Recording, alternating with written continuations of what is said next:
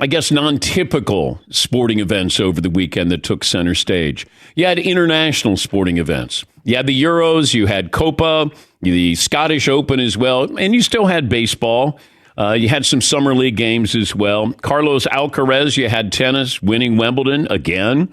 Spain over the Euros, wins the Euros, I should say, and Argentina wins Copa America. Cleveland gets the number 1 draft pick in Major League Baseball, in case you're following that. And Home Run Derby tonight in Arlington, Texas. So it was a busy weekend, an interesting weekend, a different weekend, and we'll try to dissect some of the main stories there. Say good morning to our radio affiliates, those chatting on Chat Row. Operator Tyler is sitting by, taking your phone calls. We always do every Monday, best and worst of the weekend, what you saw that you liked and you didn't like. First hour brought to you by TireRack.com, the official tire expert and retailer of the Dan Patrick Show. Go to TireRack.com/Dan. Try the Tire Decision Guide. See the full lineup of Continental tires. Special offers. Free road hazard protection. Mobile tire installation. TireRack.com.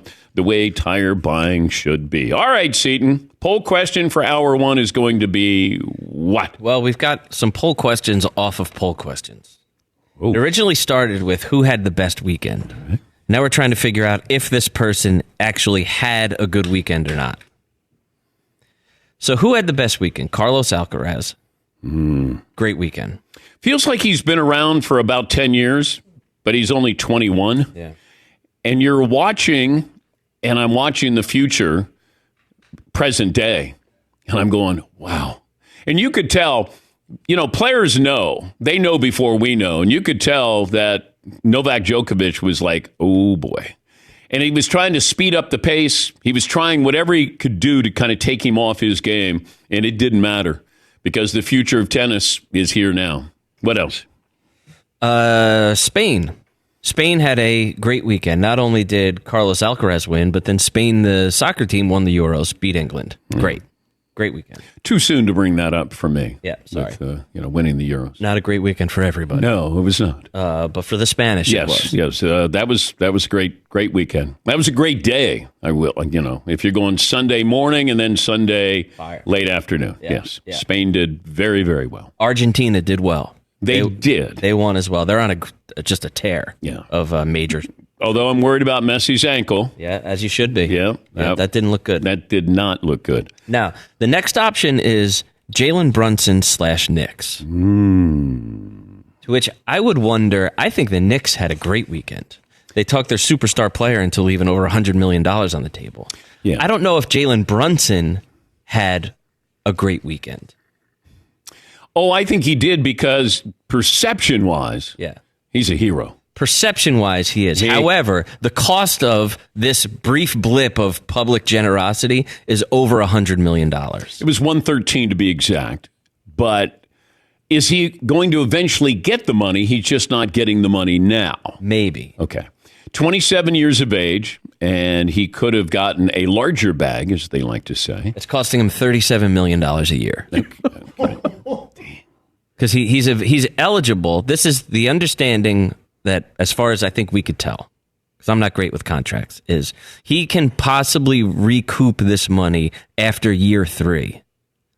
So in year 4 or 5, say, that he would be up for a new deal. There's a year 4 player option that then he could trigger that would then basically allow him or give him the ability to recoup that $113 million. But he is gambling it over the next 3 years. But he does get into the next contract a year earlier as well.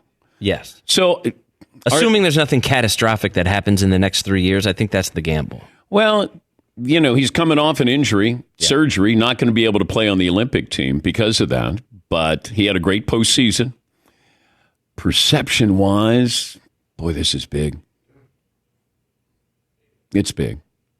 Knicks fans are essentially putting up the statue again already. Yes. Do the Knicks have any statues? They have money to spend on one now. But I don't think they have any statues. I think they just have jerseys that they retire. But if you were going to put up a statue, if you're putting up a statue, you got a few other names to put up. But Jalen Brunson gave you that feel-good story, and the Knicks usually don't have a feel-good story. But what he did, it's still generational wealth.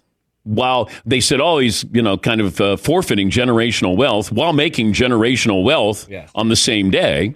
But I think if you're going to, he said he was taking inspiration from Derek Jeter, Tom Brady, and Patrick Mahomes, that they took less to be able to ensure that you're still able to keep the core. They went out and got Mikal Bridges, re-signing OG Anunoby. So they're doing some really good things in keeping that core together, the Nova Knicks. If I'm giving up that kind of money, do I have any say in what you're doing with my money?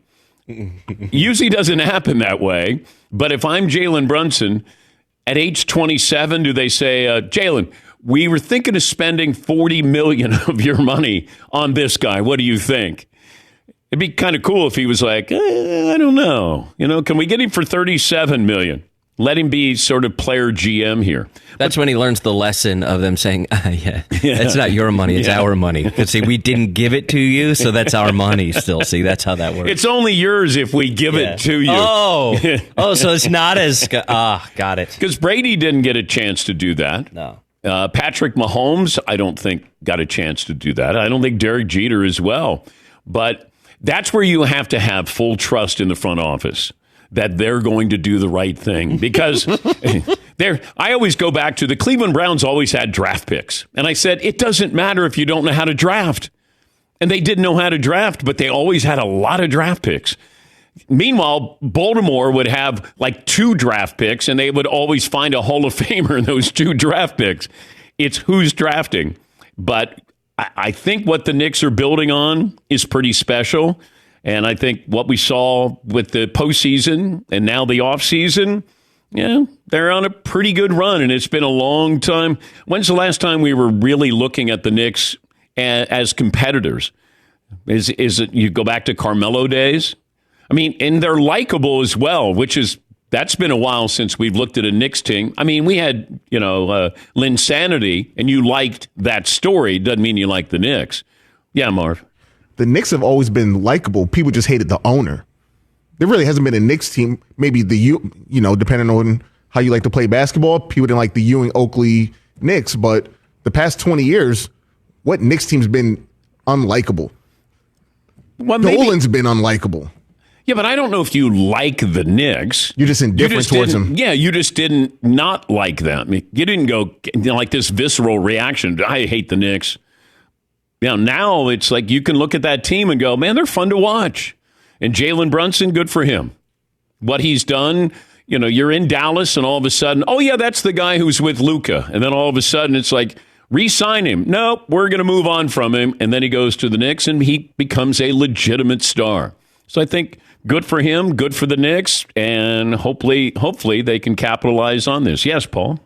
Yeah, one thing I learned about in this whole story is that there's aprons of the salary cap. I had never heard the phrase before, aprons. So Brunson taking less money now keeps the Knicks out of the second apron level, which I guess is bad territory. You don't want to go second apron in. First apron is fine. It's a punitive threshold that severely limits a team's ability to make trades, sign players, and use draft picks. But if you're in New York the past few days, all you know is like the kid from the Knicks just left $100 million on the table. That's the perception. Yes.